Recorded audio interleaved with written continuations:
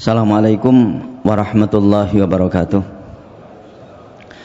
Alhamdulillahilladzi hadana li hadza wa ma kunna linahtadiya laula an hadanallah. Asyhadu an la ilaha illallah wahdahu la syarikalah wa asyhadu anna Muhammadan abduhu wa rasuluhu la nabiyya ba'dah. Allahumma salli wa sallim wa barik ala nabiyyika wa habibika Muhammad wa ala alihi wa sahabatihi wa man da'a bida'watihi wahtada bihadihi ila yaumiddin. Asbahna wa asbahal mulku lillahi walhamdulillahi la syarikalah la ilaha illa huwa wa ilaihin nusyur. Asbahna ala fitratil islami wa kalimatil ikhlas wa ala dini nabiyyina Muhammadin sallallahu alaihi wasallam wa ala millati abina Ibrahim hanifa wa ma kana minal musyrikin. Allahumma inni asbahtu minka fi ni'matin wa afiyatin wa sitr fa atimma alayya ni'mataka wa afiyataka wa sitraka fid dunya wal akhirah. Allahumma ma asbaha bi min ni'matin aw bi ahadin min khalqika fa minka wahdaka la syarika lak falakal hamdu wa lakas syukr ya rabbana lakal hamdu kama yanbaghi li jalali wajhikal karimi wa azimi sultanik. Raditu billahi rabba wa bil islami dina wa bi Muhammadin nabiyya wa rasula.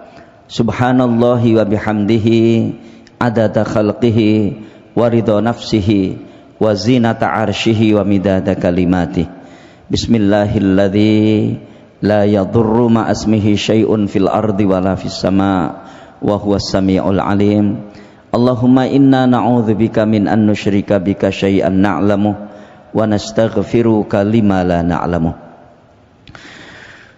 Para bapak, ibu dan saudara-saudara sekalian, khususnya seluruh jajaran Yayasan Masjid Namira dan jajaran takmir Masjid Namira, pada kesempatan ini yang saya hormati, alhamdulillah kita bersyukur kehadirat Allah Subhanahu wa taala. Pagi ini kita bisa mengawali lembaran kehidupan kita dengan melaksanakan satu kewajiban penting yang mungkin tidak semua orang bisa melakukannya. Kita tunaikan sholat subuh dengan berjamaah, dan tentu mudah-mudahan apa yang baru saja kita lakukan tadi diterima oleh Allah Subhanahu wa taala. Jadi kalau kita melihat afdoliyah, ya, keutamaan itu, maka pertama-tama seutama-utamanya sholat wajib itu adalah ketika dilakukan secara berjamaah di masjid. Dan kemudian dari 5 waktu itu, ya, jadi dari 5 waktu itu yang paling utama adalah melaksanakan sholat subuh secara berjamaah di masjid. Dan yang paling utama dari itu, atau yang lebih utama dari itu adalah melaksanakan sholat subuh secara berjamaah di masjid pada hari Jumat. Makanya sholat yang paling utama di sisi Allah Subhanahu wa ta'ala adalah sholat subuh berjamaah di masjid pada hari Jumat. Jadi kalau tadi Pak Jalil mengatakan seperti itu, Bapak sekalian, itu mengandung makna sederhana sebetulnya. Semakin sholat itu, ya, disebut sebagai sholat utama dan paling banyak mendatangkan pahala, biasanya semakin sedikit yang melakukannya. Ya, semakin sedikit yang melakukannya. Ini juga kita tidak tahu bagaimana orang itu ketika sudah dikendalikan hawa nafsunya, ya, tawaran-tawaran keutamaan dari Allah Subhanahu wa taala itu kadang-kadang sering tidak direspon secara baik gitu. Dan naudzubillah, mudah-mudahan kita tidak seperti itu. Bapak sekalian, tadi sebetulnya saya tidak berkomunikasi dengan Ustaz Haris agar membaca satu surat yang surat itu sangat terkait dengan materi kita sekarang. Tapi ternyata beliau tadi membacanya, yaitu di rakaat pertama beliau membaca surat An-Najm, ya. Di mana di dalam surat An-Najm itu Di antara yang disebutkan oleh Allah Subhanahu wa taala di situ adalah memperkenalkan tentang Nabi Muhammad sallallahu alaihi wasallam kepada kita. Ya, jadi memperkenalkan Nabi Muhammad sallallahu alaihi wasallam kepada kita lewat firman Allah di ayat yang ketiga dan keempat dari surat itu. Maka Allah berfirman, "Wa ma yantiqu anil hawa in huwa illa wahyun yuhad." Dan Muhammad itu, ya, Nabi Muhammad itu tidaklah berbicara dengan berbasis hawa nafsunya. In huwa illa wahyun yuha. Tapi yang disampaikan itu adalah wahyu yang beliau terima dari Allah Subhanahu wa taala. Bertolak dari sinilah Bapak sekalian sebetulnya ya saya mengambil tema ini. Jadi dari wama yantiku anil hawa in huwa illa wahyun yuha, inilah beliau ya menjadi manusia terbaik sepanjang masa. Jadi artinya kalau beliau ini adalah manusia terbaik sepanjang masa, ya itu maka sampai hari kiamat nanti tidak akan ada yang bisa mengunggulinya meskipun beliau sudah wafat. Karena yang wafat dari beliau itu hanyalah fisiknya, tapi pengaruhnya tidak pernah mati itu. Ya. Pengaruhnya tidak pernah mati itu. Terus sekalian, ini mungkin satu pengetahuan yang saya kira tidak penting tapi mungkin perlu saya sampaikan aja gitu ya. Tahun 1978 ya, mungkin ada yang banyak yang sudah tahu ini karena sering diungkap di dalam persoalan-persoalan yang menyangkut Nabi Muhammad ya dalam konteks global gitu, tidak hanya di hadapan kaum muslimin. Pada tahun 1978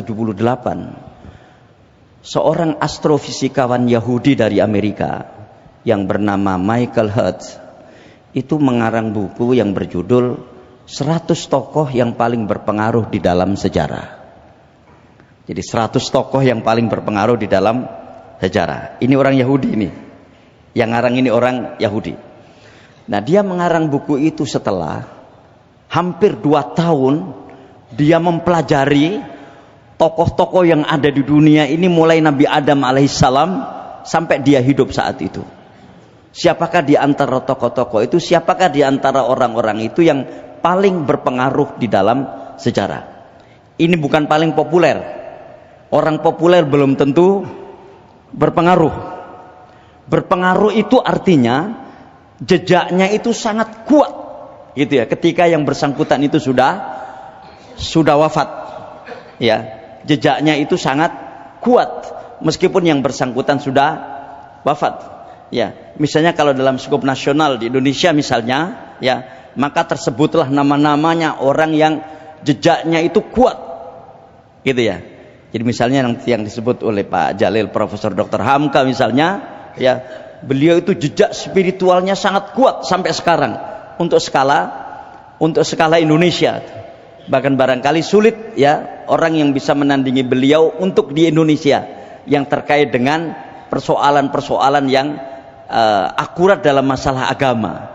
Karena beliau bukan semata seorang ulama, tapi beliau adalah seorang sastrawan misalnya itu ya. Ya, jadi Profesor Dr. Buya Hamka ini dikenal sebagai seorang sastrawan meskipun beliau juga adalah seorang ulama itu kan, dan karya-karya sastranya itu melegenda sampai sekarang ya kan.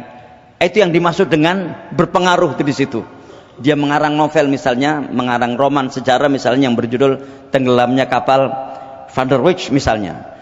Itu kan legenda ya, yang sampai sekarang mungkin sulit orang untuk bisa menandingi itu ya, meskipun sudah ada film Titanic ya misalnya, itu tidak bisa menandingi Tenggelamnya Kapal Van der Wijk meskipun peristiwanya hampir sama. Titanic itu tenggelam ya, kapal Van der Wijk ini juga tenggelam kalau nggak salah di Tuban ya, tenggelamnya Tuban, dan beliau kemudian membuat roman itu gitu, bagaimana kisah percintaan 2 orang anak manusia yang bernama Zainuddin dan Hayati gitu ya. Dia kupas demikian kuat jejaknya. Beliau juga seorang ulama beliau juga seorang pejuang. Ya, bahkan beliau adalah orang yang menyelesaikan penulisan tafsirnya itu di penjara. Namanya tafsir Al-Azhar dan begitu seterusnya. Itu yang dimaksud berpengaruh. Nah, dari 100 tokoh yang paling berpengaruh di dalam sejarah, menurut sang astrofisikawan Yahudi ini adalah Nabi Muhammad SAW. Ini yang mengarang orang Yahudi itu. Bukan sirah yang ditulis oleh ulama-ulama muslim. Nah, sekalian, apakah tidak ada protes dari yang lain? Ada. Kenapa? Karena ternyata ketika dia menulis sejarah itu, yang paling berpengaruh itu, Nabi Muhammad itu nomor 1, tapi Nabi Isa Al-Masih atau Yesus Kristus menurut mereka itu ditaruh di nomor 3. Dan bahkan Nabi Musa alaihissalam, saya tidak tahu persis entah di urutan keberapa, jauh di bawahnya. Ini Yahudi. Ya, ini orang Yahudi gitu. Nomor 2 siapa? Nomor 2 Isaac Newton. Ya, yang disebut-sebut sebagai seorang ahli fisika yang menemukan gravitasi bumi. Saya juga tidak tahu apa pertimbangannya gitu ya, bagaimana seorang Isaac Newton itu bisa lebih berpengaruh dibanding Nabi Isa atau dibanding Yesus Kristus. Jadi 5 besar pertama sekalian, ya, itu adalah tokoh-tokoh agama semuanya itu. Kecuali Isaac Newton. Jadi 1 itu kalau nggak salah, ya, 1 adalah Muhammad SAW, yang kedua adalah Isaac Newton, yang ketiga adalah Yesus Kristus atau Isa Al-Masih, yang keempat adalah Imlek itu siapa? Konfusius gitu ya. Kemudian yang ke-5 itu Siddhartha Gautama. Jadi ya 5 itu. Tapi nomor 1 adalah Nabi Muhammad SAW. Dia diprotes. Ya, dia diprotes. Akhirnya dia melakukan penelitian lagi. Ya, sehingga kemudian tahun 1980 dia menerbitkan ulang bukunya. Tapi nama-nama itu tidak berubah. Bahkan dia bilang di revisi ini saya semakin yakin bahwa Muhammad itu manusia yang paling berpengaruh di dalam sejarah itu. Artinya Bapak sekalian, firman Allah Subhanahu wa taala di surat Asy-Syarh atau Insyirah, ya, itu saya kira ya jauh lebih mendahului dia di dalam menjelaskan bab itu. Di mana di situ Allah Subhanahu wa taala berfirman, "Wa rafa'na laka dzikrak." Ya kan? Muhammad, kami angkat penyebutan suaramu tinggi-tinggi gitu. Artinya kalau kita lihat sekarang Bapak sekalian, siapakah orang yang paling banyak disebut namanya di dunia? Nabi Muhammad SAW. Ya kan? Paling banyak disebut namanya di dunia. Kenapa dia disebut sebagai orang yang paling berpengaruh? Ya. Karena jejak-jejak beliau itu sangat kuat menancap di kalangan umat manusia, bahkan terus bertumbuh dan terus bertambah. Ya, bahkan terus bertumbuh dan terus bertambah. Populasi kaum muslimin sekarang ini, ya, itu tidak semakin menurun secara kuantitas di seluruh dunia, tapi semakin naik. Itu artinya pengikut Muhammad SAW semakin lama itu semakin bertumbuh dan semakin lama itu semakin bertambah, sehingga pengaruh beliau itu semakin kuat. Ya, pengaruh beliau itu semakin kuat. Itu Nabi Muhammad SAW. Ya, adakah orang yang ketika disebut namanya kemudian kita mengatakan atau berselawat kepadanya itu mendapatkan pahala? Itu tidak ada, kecuali Nabi Muhammad SAW. Ya, kecuali Nabi Muhammad SAW. Adakah orang yang ketika disebut namanya, kemudian yang menyebut namanya ini diperintahkan untuk mengikuti jejaknya? Itu tidak ada, kecuali Nabi Muhammad SAW. Nah, itu sebabnya sehingga sang astrofisikawan Yahudi ini kemudian semakin yakin bahwa Nabi Muhammad SAW itu adalah manusia yang paling berpengaruh di dalam sejarah. Makanya saya menggunakan istilah manusia terbaik sepanjang masa. Ya, kata-kata sepanjang masa ini Bapak sekalian, itu bisa saja ditandingi ketika ada orang yang lebih baik yang datang setelahnya. Ya kan? Tapi itu tidak terjadi pada Nabi Muhammad sallallahu alaihi wasallam. Gitu. Nah, pada kesempatan ini, Bapak sekalian, saya ingin menyampaikan satu kisah. Ya, kisah tentang bagaimana Nabi Muhammad sallallahu alaihi wasallam itu beserta ajarannya diperkenalkan secara baik oleh sahabatnya yang itu dalam kondisi kritis. Ya, yang itu dalam kondisi kritis.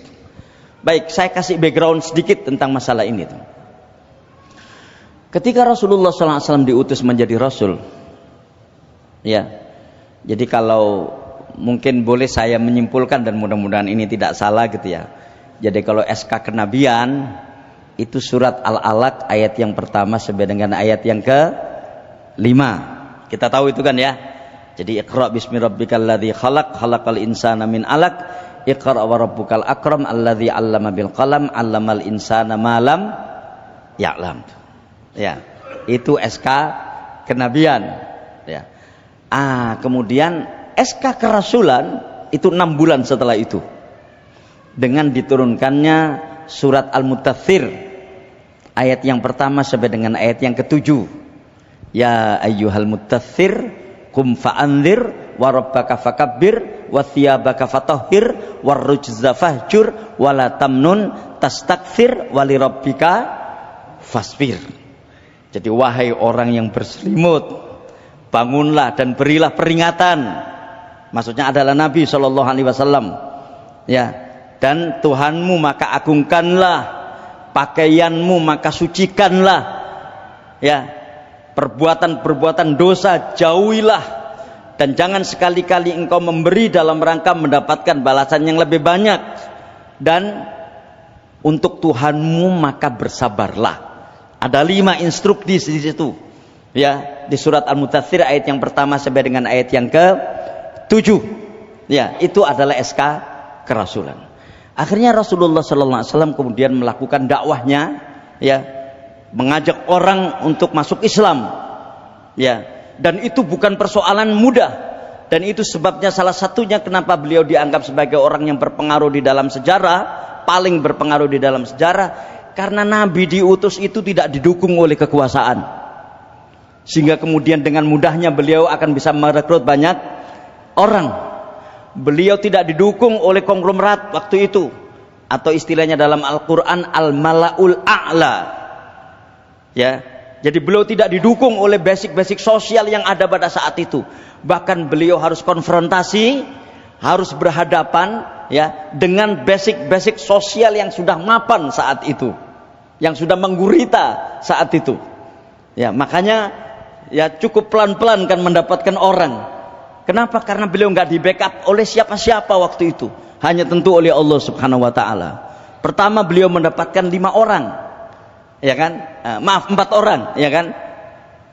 Khadijah radhiyallahu anha, kemudian Abu Bakar As-Siddiq, kemudian Zaid bin Haritha, kemudian siapa? Ali bin Abi Thalib, dan keempat orang ini adalah orang-orang yang terdekat dengan beliau. Khadijah istri beliau, Abu Bakar As-Siddiq teman akrab beliau, ya, Ali bin Abi Thalib adalah sepupu beliau, dan kemudian Zaid bin Haritha adalah budaknya Khadijah yang ada pada saat itu dan kemudian dimerdekakan. 4 orang terdekat ini yang pertama kali masuk Islam. 3 tahun setelah dakwah beliau itu Bapak sekalian, itu beliau cuma mendapatkan 56 orang. Sekali lagi 56 orang dalam waktu 3 tahun. Ya kan, dalam waktu 3 tahun itu 56 orang. Ya, mungkin kita bisa cek namanya di dalam sejarah. Siapa-siapa 56 orang itu. Nah, ketika 56 orang itulah kemudian beliau, ya, diperintahkan oleh Allah Subhanahu Wa Taala untuk berdakwah secara terang-terangan. beliau berdiri di Bukit Sofa untuk memperkenalkan diri beliau dan memperkenalkan risalahnya. Dan di situ ya persoalan besar mulai terjadi. Apa itu? Beliau harus berhadapan dengan kekuatan-kekuatan sosial yang sulit untuk dikendalikan waktu itu. Dan tidak tanggung-tanggung, yang harus berhadapan dengan beliau adalah paman beliau sendiri yang bernama Abu Lahab. Ya kan? Jadi ketika beliau memperkenalkan dakwah beliau itu diawali dengan apa? Diawali dengan trust sosial. Beliau mengatakan kepada mereka semuanya, wahai kaum Quraisy, kira-kira seperti itu. Apakah kalian percaya ketika kalian saya beritahu bahwa di belakang kalian sekarang ini ada musuh yang akan menghancurkan kalian? Serentak mereka semuanya menjawab, ma ra'ainaka kadziban. Kami tidak pernah melihat kalian, kami tidak pernah melihat engkau berdusta wahai Muhammad. Artinya trust sosial, ya, kredibilitas sosial Rasulullah sudah memilikinya. Diakui beliau tidak pernah berdusta. Tapi ketika beliau memperkenalkan misinya, memperkenalkan agamanya, memperkenalkan keyakinannya, serentak semuanya menolak waktu itu yang ada di hadapannya. Dan penolakan itu dipimpin oleh seorang juru bicara yang tidak lain adalah paman beliau sendiri yang bernama Abu Lahab, dengan mengatakan, tabban laka ya Muhammad alihada jama'tana. Celaka engkau wahai Muhammad, apakah karena ini saja engkau mengumpulkan kami? Mek ngene tok ta Muhammad, kira-kira seperti itu. Ya. Jadi kalau misalnya ada satu tablik akbar kemudian pengikutnya banyak tapi penceramahnya tidak enak, kan biasa menggerutu kan? Mek ngono tok ae tibae kan ya. Ya. Tapi menggerutunya ini disampaikan secara terbuka. Kan ini mendowngrade secara sosial di hadapan orang banyak gitu. Ya kan? Direndahkan. Mengapa direndahkan? Apakah ajaran agama yang diajarkan oleh Nabi Muhammad itu rendah? Enggak. Tahu persis Abu Lahab bahwa yang disampaikan Muhammad itu adalah ajaran besar yang akan mengganggu eksistensi mereka. Itu masalahnya. Ya kan? Mengganggu eksistensi mereka. Gawat ini Muhammad ini, kira-kira seperti itu.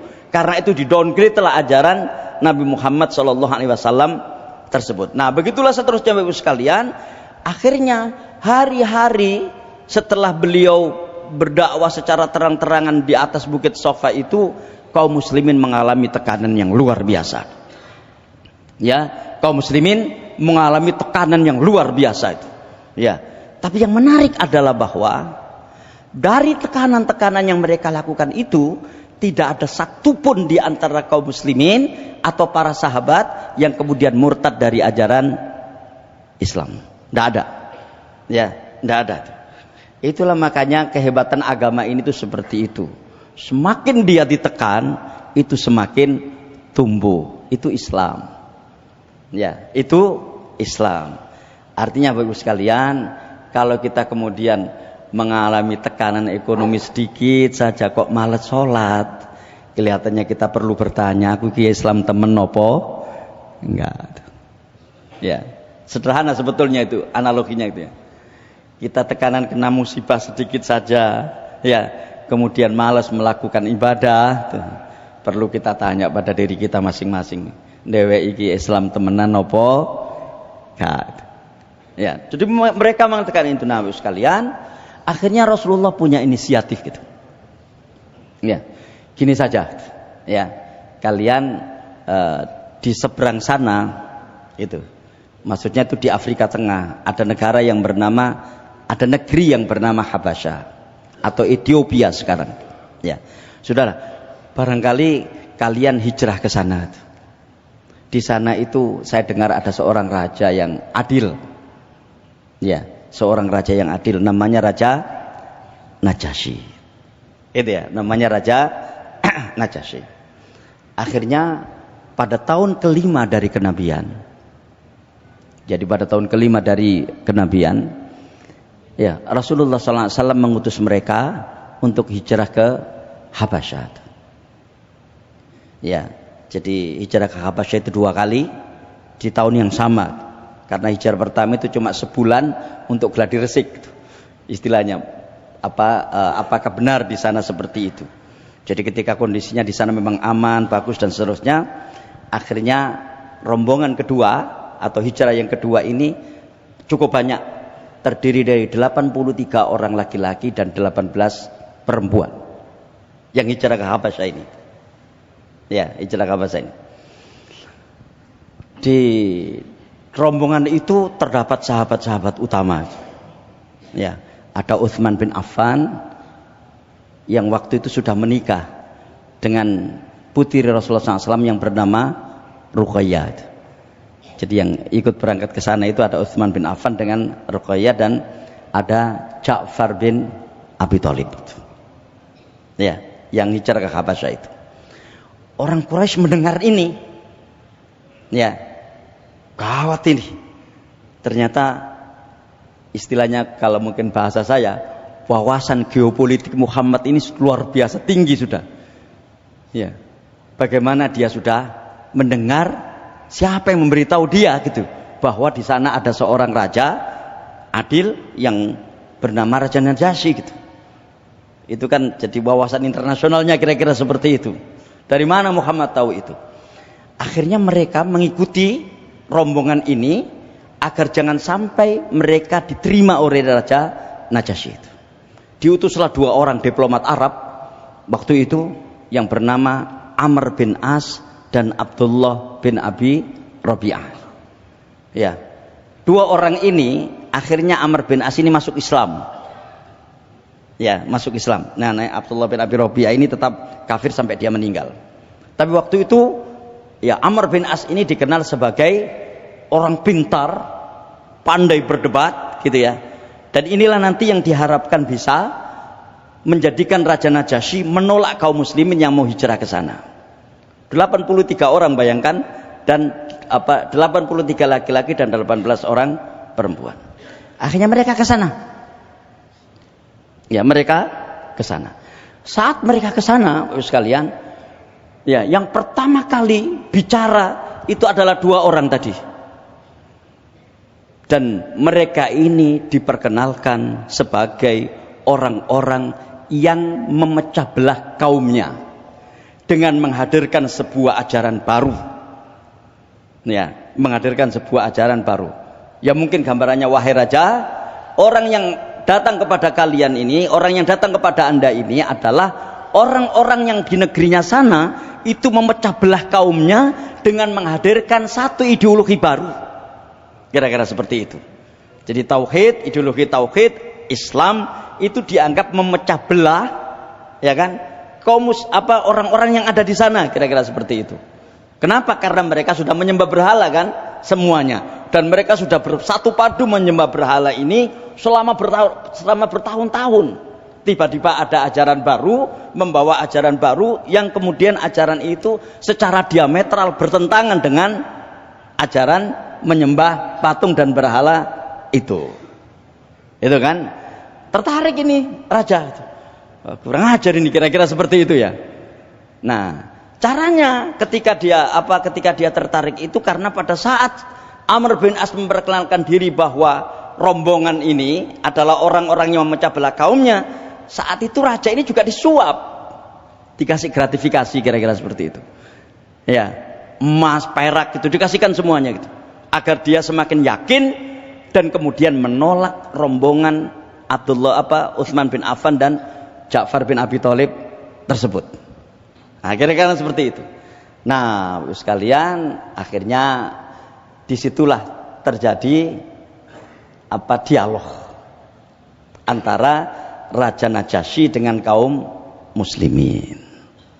Nah, dialog inilah yang saya sebut sebagai cara kita mengetahui Nabi Muhammad SAW dan kemudian apa ajaran yang beliau bawa, dan kemudian apa nanti situasi kita atau bagaimana kualitas kita terhadap ajaran itu. Nah, mari kita lihat di sini.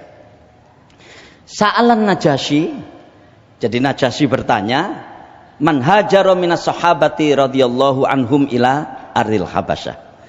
Jadi Raja Najasyi bertanya kepada orang yang hijrah Jadi yang bicara itu mereka berkumpul gitu semuanya dan kemudian ditanya. Pertanyaannya begini. Ma hadzal dinul ladzi faraqtum fihi qaumakum? Apa ini agama yang menjadikan kalian memecah belah kaum kalian, kira-kira seperti itu. Yang menjadikan kalian berpisah dari kaum kalian. Ya, iki ajaran opo sih kon iki? Ya. Kok ya kan dia kan mendengarkan dari Amr bin As terlebih dahulu kan. Ajaran apa ini yang menyebabkan kalian memecah belah kaum kalian, yang macam kalian terpisah dari ajaran kalian? Walam tadkhulu fi dini. Sementara kalian enggak mau masuk agama saya. Agamanya Raja Najasyi itu adalah Kristen. Ya, agamanya Raja Najasyi itu adalah Kristen. Jadi kira-kira opo sih agamamu iki sakjane ngono. Nuk kono ditolak, kira-kira kan begitu kan. Terus nuk kene kon yo tak gak gelem mlebu agamaku gitu. Wala fi dini ahadin min hadhil umam. Bahkan kalian juga tidak mau masuk agama yang ada sekarang ini. Waktu itu agama yang terkenal itu kira-kira sekalian yang ada adalah agama berhala, ada Majusi, gitu kan. Kemudian ada Nasrani gitu ya, yang ada pada saat itu. Dan kemudian agama-agama ciptaan manusia, menyembah patung, berhala dan seterusnya gitu. Nah, ditanya ini gitu kan, sajane agamamu iki opo sih gitu. Ya, ngene kono kon ditolak, mrene yo gak gelem mlebu agamaku, yo gak gelem mlebu agamaku liyane. Istilahnya ini masih baru di dalam pandangan Raja Najasyi. Nah, pandangan Raja Najasyi ini dipengaruhi oleh Amr bin As yang terlebih dahulu menyampaikan kepada Raja Najasyi tentang Ja'far dan Utsman ini, kira-kira seperti itu.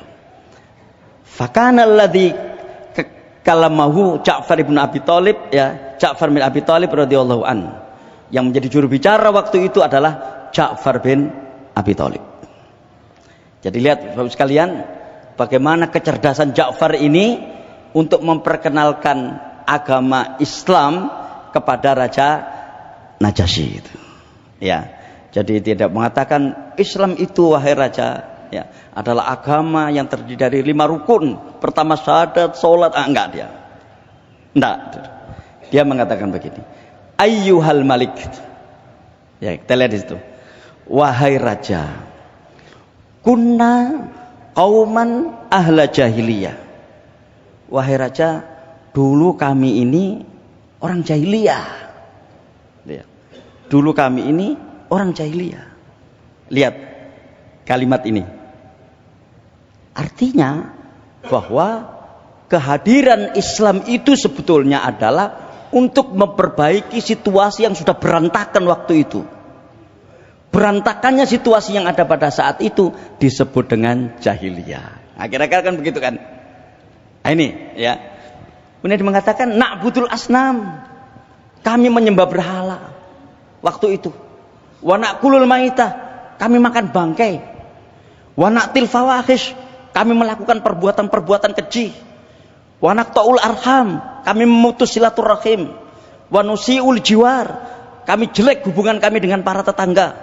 Wa ya'kulul qawiyyu minadh dha'if, dan yang kuat di antara kami memakan yang lemah atau menindas yang lemah. Fakunna ala dzalik. Wahai raja, kami dulu itu seperti itu. Jahiliyah, nyembah patung, ya kan? Kemudian makan bangkai, senang melakukan perbuatan keji, memutus silaturahim. Bapak sekalian, apa yang dimaksudkan oleh Ja'far ini? Yang dimaksudkan oleh Ja'far ini adalah bahwa kondisi masyarakat pada masa sebelum Rasulullah SAW datang itu berantakan semuanya. Secara spiritual berantakan, secara ubudiyah berantakan, secara moral berantakan, secara sosial juga berantakan. Nah, makanya mungkin ada yang pernah membaca buku orientalis yang karang buku ini itu. Ya. Jadi orientalis yang karang buku ini. Jadi dunia baru Islam, The New World of Islam itu. Itu dia menyebut di dalam buku itu bahwa ketika Muhammad itu diutus, bangsa Arab itu berada di dalam titik terendah peradaban. Jadi titik terendah peradaban. Istilahnya mungkin manusia yang paling tidak beradab, kira-kira seperti itu. Nah, fakunna ala dzalik. Jadi kami dulu seperti itu wahai raja. Hatta, lihat sini ya. Ba'atsallahu ilaina rasulan.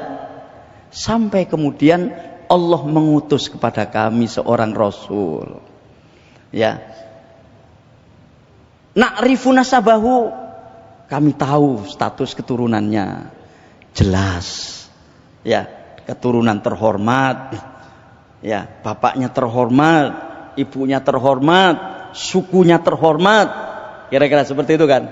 Jadi kami tahu persis dia bukan siluman yang tiba-tiba muncul.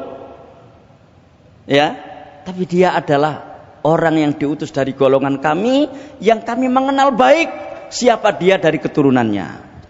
Yang pertama. Yang kedua, wasidqahu, dan saya mengenal baik kejujurannya.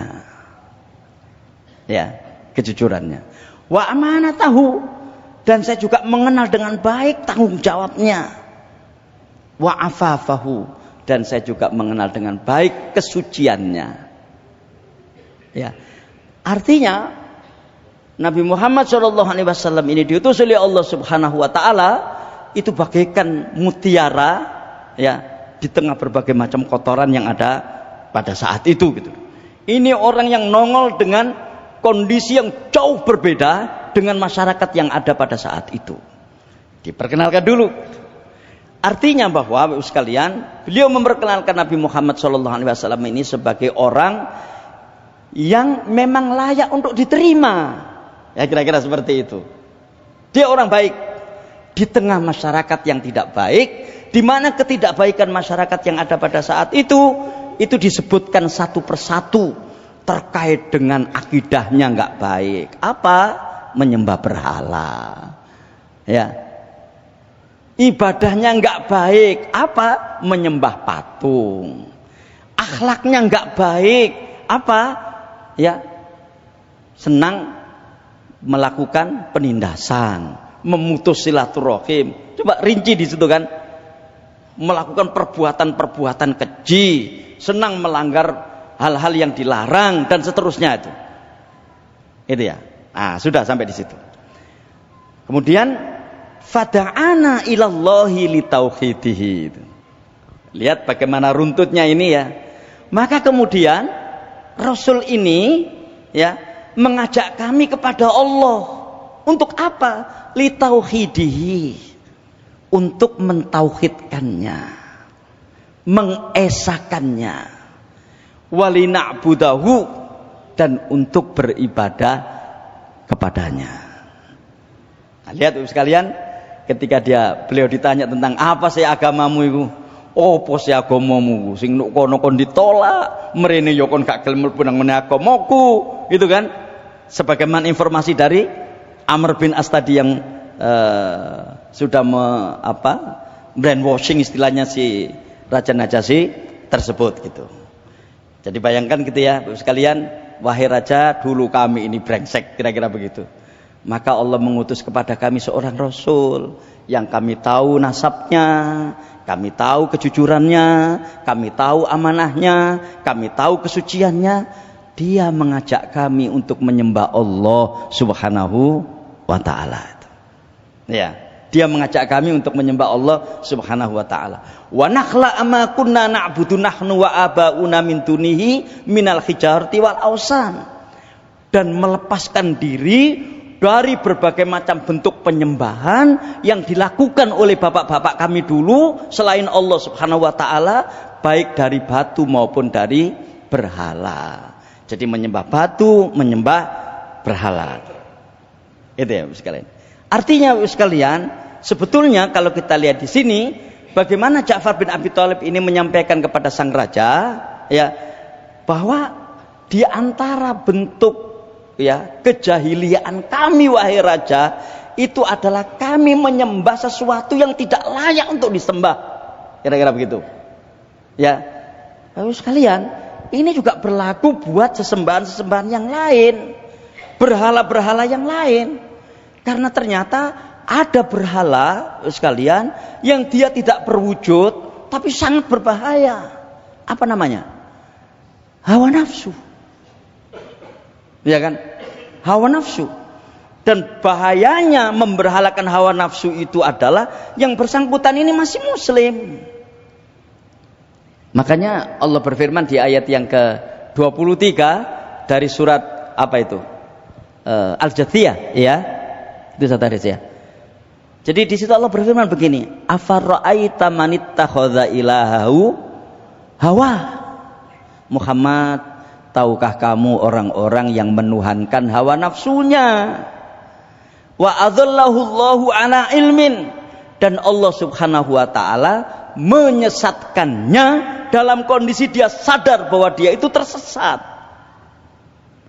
Bapak sekalian, kan banyak seperti itu. Naudzubillah, tentu mudah-mudahan bukan termasuk kita. Ini bahayanya. Kalau orang menyembah patung, menyembah berhala dan seterusnya, udah jelas dia, pasti dia bukan muslim. Kira-kira seperti itu. Tapi orang menyembah hawa nafsunya, itu ada yang muslim. Orang memberhalakan hawa nafsunya, itu masih banyak yang mengaku sebagai orang yang muslim. Nah, naudzubillah min dzalik. Mari kita lihat diri kita masing-masing dalam bab seperti itu. Ya. Apa ciri khas orang yang menyembah hawa nafsu? Sederhana sebetulnya. Ketika mereka tidak mau untuk melakukan ibadah kepada Allah dengan benar. Sederhana. Ya. Dan indikasi orang memberhalakan hawa nafsu itu, Bapak sekalian, itu tidak frontal langsung, betul enggak. Sedikit gitu. Kapan? Ketika mengalami tekanan. Kapan? Ketika dia mendapatkan sesuatu itu dianggap sebagai keberhasilannya, ya, dan lain sebagainya itu. Baik. Wa amarona bisidqil hadis. Nah, ini sudah menyangkut masalah moral. Rasul ini, wahai raja, memerintahkan kami untuk benar di dalam ucapan. Wa adail amanah, dan memerintahkan kami untuk menunaikan amanah. Wasilaturrahim, dan memperkenalkan kami untuk menyambung silaturrahim. Wa husnil jiwar, dan memperkenalkan kami agar kami berbuat baik kepada tetangga. Lihat Bapak sekalian. Artinya gitu ya, ya mohon maaf ini kalau kita menggunakan logika terbalik, orang yang tidak jujur, orang yang tidak menunaikan amanah, orang yang memutus silaturahim, orang yang tidak baik hubungannya dengan tetangga, ini adalah praktek-praktek jahiliyah. Kan kira-kira seperti itu. Ya, makanya ini tadi saya sampaikan apa adanya seperti ini tuh. Dan ini kan hari-hari di kita kan. Ya. Kita tidak ada satupun yang masih bisa berbicara, kemudian kita tidak berbicara. Ya. Apakah kita sudah bisa menjamin bahwa seluruh pembicaraan kita pada hari ini misalnya jujur? Saya kok ya tidak yakin, termasuk tidak yakin pada diri saya sendiri. Ya. Maksud saya begini, ayo sopo sing gak tahu goro. Ya. Siapa yang tidak pernah bohong? Ada yang berani angkat tangan?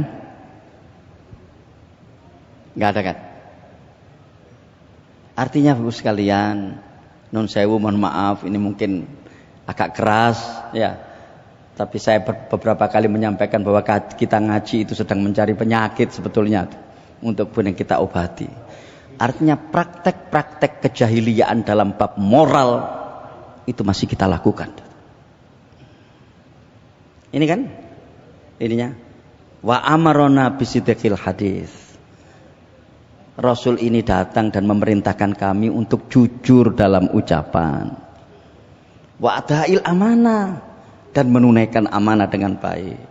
Wasilaturrahim, dan memerintahkan kami untuk silaturrahim. Wa husnul jiwar, memerintahkan kami untuk berbuat baik dengan tetangga. Lihat bab-bab detail terkait dengan komunikasi sosial itu disampaikan oleh Ja'far bin Abi Thalib ini terkait dengan ajaran Islam itu seperti apa itu. Ya kan? Artinya, ya itu tadi saya katakan, memutus silaturahim itu praktek jahiliyah. Tapi kira-kira ada orang yang melakukan seperti itu terus kita katakan kau ini jahiliyah, marah nggak kira-kira itu? Pasti marah. Ya kan seperti itu kan? Kenapa persoalan silaturahim ini penting? Ini adalah basic sosial utama orang itu bisa melaksanakan agama secara baik. Apa? Silaturahim. Ya kan? Silaturahim. Dan Bapak sekalian, ya ini mari kita lihat diri kita masing-masing ya. Dan mudah-mudahan kita tidak melakukannya dan jangan sampai melakukannya. Begitu orang memutus silaturahim, maka bukan saja hubungan silaturahim itu yang terputus dengan sesamanya, apakah saudaranya, apakah orang tuanya, apakah anaknya, apakah istrinya dan seterusnya, tapi pada pelan-pelan juga akan memutus hubungannya dengan Allah Subhanahu wa taala. Kenapa? Karena memutus silaturahim itu sendiri adalah larangan Allah. Dan ketika orang itu melanggar larangan Allah Subhanahu wa taala, pada saat yang sama orang ini sedang menjauh dari Allah Subhanahu wa taala. Ini yang perlu kita ketahui. Jadi, mbak aku sik salat kok. Aku sik ngetokno zakat kok masuk ke api hubung aku karo wong tuaku. Ya kan? Begitu naudzubillah min dzalik hubungan kita dengan orang tua tidak baik, saat itulah kita sedang menjauh dari Allah Subhanahu wa taala. Dan indikasi kejahatan pertama dan utama adalah ketika orang itu menjauh dari Allah Subhanahu wa taala. Sederhana saja sebetulnya gitu ya. Bagaimana Ja'far bin Abi Thalib ini menjelaskan tentang Islam itu. Setelah menjelaskan bab akidah, bab ibadah, beliau menjelaskan tentang bab akhlak. Terus wal kaffi anil maharimi wad dima. Rasul ini datang wahai raja, memerintahkan kami, ya kan, apa melarang kami untuk berbuat yang haram dan menumpahkan darah. Kenapa? Karena waktu bunuh-bunuhan itu biasa, gitu kira-kira seperti itu. Wa nahana anil fawahish, dan melarang kami dari perbuatan fahsya. Wa qouli zur, melarang kami untuk membuat kesaksian palsu. Wa akli malil yatim, melarang kami untuk memakan harta anak yatim. Wa qadhfil muhsanah, dan melarang kami untuk menuduh perempuan baik-baik berzina. Dan kemudian ditutup dengan wa anna'budallaha la nusyriku bihi syai'a wa amarona bis sholati waz zakati wasyam. Terus kalian, saya tidak tahu persis ya, mungkin kita bareng-bareng saja menganalisa. Lapo sing didhisikno iku bab akhlak. Ya, untuk memperkenalkan Islam itu diperintahkan jujur, diperintahkan untuk menunaikan amanah, diperintahkan untuk silaturahim, diperintahkan untuk berhubungan baik dengan tetangga, diperintahkan dilarang berbuat yang haram, dilarang berbuat keji, dilarang memakan harta anak yatim, dilarang membuat kesaksian palsu, dilarang menuduh orang-orang baik berbuat jahat, dan kemudian ditutup dengan wa anna'budallaha la nusyriku bi syai'a wa amarona bis sholati waz zakati wasyam. Dan kami diperintahkan oleh Rasul tersebut untuk beribadah kepada Allah, tidak mensekutukannya dengan sesuatu, memerintahkan kami untuk sholat, zakat, dan puasa. Lihat, ya, dikarekno iki. Perintah sholat, perintah zakat, perintah puasa. Artinya sekalian, ya, sering naudzubillah min dzalik, dan ini saya kira juga penting kita ketahui bersama, ibadah-ibadah yang dilakukan oleh kaum muslimin, mungkin termasuk kita, itu tidak nyambung dengan perilaku kita sehari-hari. Ya, tidak nyambung dengan perilaku kita sehari-hari. Kira-kira, saya tidak tahu persis, kira-kira begini. Lebih gampang orang itu diperintah untuk sholat dibanding diperintah untuk jujur dalam berkata. Kenapa? Karena kejujuran di dalam perkataan itu seringkali situasional. Sehingga ketika orang itu menghadapi situasi-situasi yang memungkinkan bahwa dusta itu lebih menguntungkan, maka dia akan berbohong. Kan begitu kan?